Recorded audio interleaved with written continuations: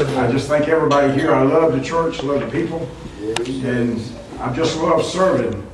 And I think sometimes, well, how much longer can I serve? Or how much they ask me to work? How much longer are you going to work?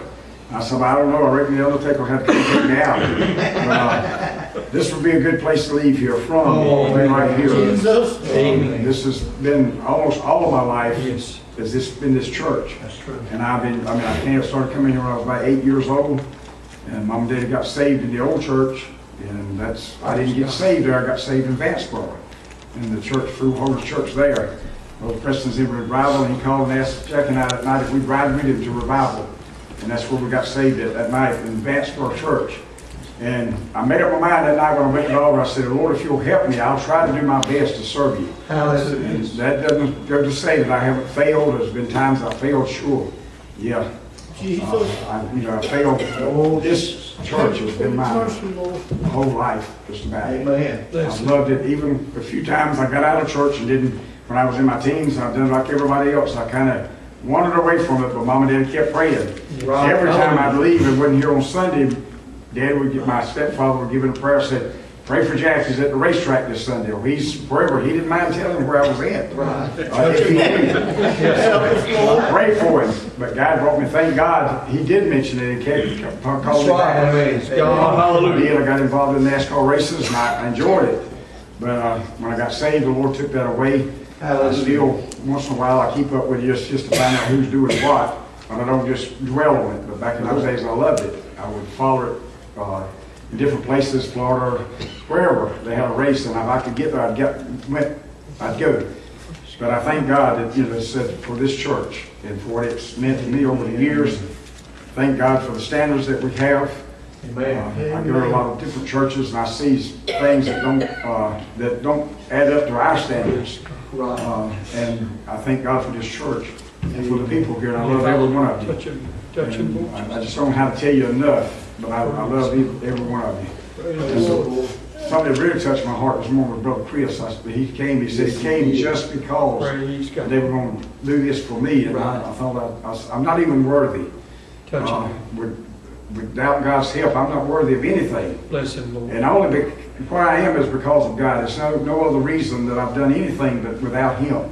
I often tell them at work that, we can't, even the sinners, and I work around a bunch of them, I'm telling you, my line is visited up there, Brother Preacher, he goes up there, they're sinners, to say the least. I mean, sometimes I have to call them down and say, hey, I don't want to hear this kind of conversation you're carrying on.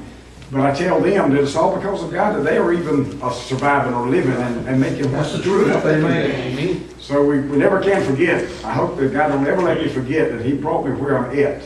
And I know He won't leave me if I don't leave Him. He'll never leave me. That's right. But if I can pull myself away from Him. And I heard a preacher preach this week, and I listened to him quite a bit, and I was raised up around Fountain, so I knew this preacher's from Fountain. Actually, he was in Zebulon now. But I won't call his name, but he was preaching, and I liked his preaching. And one day this week, I thought that he did it. I said, uh-oh. But he said, a backslider is just a dirty Christian. Well, I'm telling you here this morning, this afternoon, this night, that he's a backslid, he's not a dirty Christian. He's a dirty sinner. That's right. Amen. Any way you can cut it, he's a dirty sinner. That's right. Amen. And I heard him and I said, oh my, he did. I know he didn't say that, but he did. He said, I've never heard another preacher use that term. I never have either. But he said, a Christian that backslides, of course, he particularly don't believe you can backslide and fall from the grace of God anyway. But he said, a Christian that backslides is a dirty Christian. And oh my, this man is 76, 77 years old, I think, and he's an evangelist preacher. Not in full gospel in the holiness movement, but he is and like I said, I knew him from years back. I was raised up around the area that he was raised up in. I knew him. But anyway, that's kind of the thing we're living in today. Yes, we are. And I hope that the Lord never lets me forget where I was brought from in the church that I was raised up in. And the standards that we held back in those days, we need to continue to hold those standards today. Amen. And I thank all of you for all the gifts and everything that you did, for all your prayers. I know people just prayed, and thank you for your prayers. I pray for you too. Amen. Every day going to work, You say, well, that's not a good time to pray. Well, it is a good time for me to pray. I get up every morning, I do my daily devotional at home, but on the way to work, I'm praying. And I look through this congregation of people, and I call it every name. I try to call it every name in this church every day, and I put no flowers on me. But I try to pray for everybody that's in the church. And I do love everybody in here. Praise Thank you. God. Brother Jack, will you pray for me too? Yes.